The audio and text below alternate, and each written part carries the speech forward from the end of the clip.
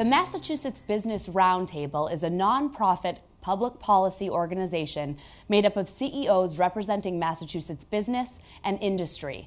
They've worked to strengthen the economic vitality of the Bay State since 1979. I'm Jenny Johnson for Comcast Newsmakers here at Suffolk University's downtown Boston studio. JD Chesloff, the new executive director, is here to discuss the work of the Roundtable. JD, thanks so much for being here, and congratulations on your very recent appointment. So, simply put, what does the Roundtable do? You mentioned a little bit in your opening, but the mission of the Roundtable is to strengthen the state's long-term economic vitality, and we have a goal of making Massachusetts a highly desirable place to do business. So how do we do that? We have a membership, as you said, as CEOs and leading executives, representing probably over 210,000 employees in Massachusetts. And we take the expertise that they have, their managerial expertise and their strategic perspective, and offer it to public leaders as they're debating and deliberating public policy issues of the day. Great. So how do the members develop what your focus is, the agenda?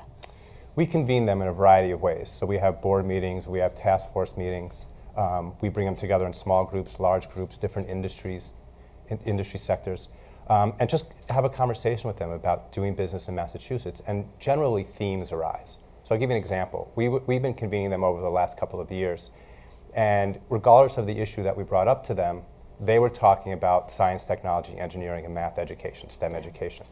So we have taken a leadership role at the Roundtable. We did a report. And we're really helping to develop and push a STEM agenda in the Commonwealth, and that has come solely from the priorities expressed by the members. That's great. Members, we keep mentioning members. So it's a member-driven organization. How is that different from other organizations? Let me give you an example about member-driven. And basically all it means is that they are setting the agenda, not the staff. And the way that happens is, like I said, we meet with them, and we recently have gone out one-on-one and met with them and asked them about doing business here. And they, from those conversations, developed this broad strategic frame that we use as our lens to decide how we're going to engage in public policy. And it needs to meet the mission, and it needs to meet the goal. But having that frame allows us to say, you know what, that is in our sweet spot, but that isn't. Make priorities. Right. So now you've established a competitiveness agenda. Explain that to us. Right. So flowing from the strategic frame, we said to the members, okay, here's the broad outline of an agenda.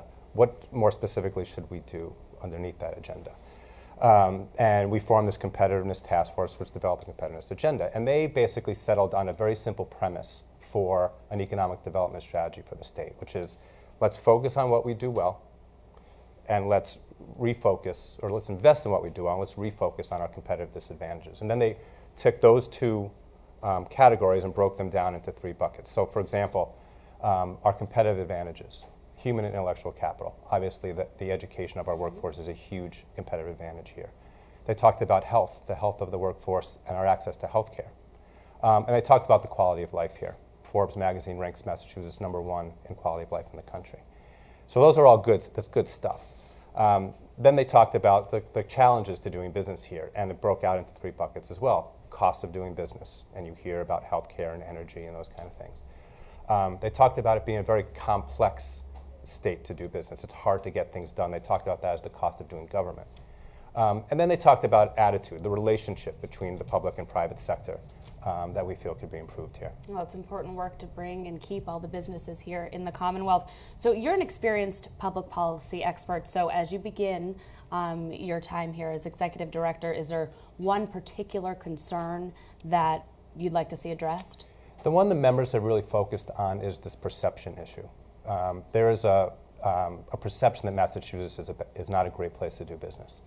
And we feel like there's some good stuff. And we want to be able to highlight that stuff, define an agenda around it, and make sure this is a highly desirable place to do business. Well, it is. JD, thank you so much for joining us, and thank you for watching Comcast Newsmakers. I'm Jenny Johnson.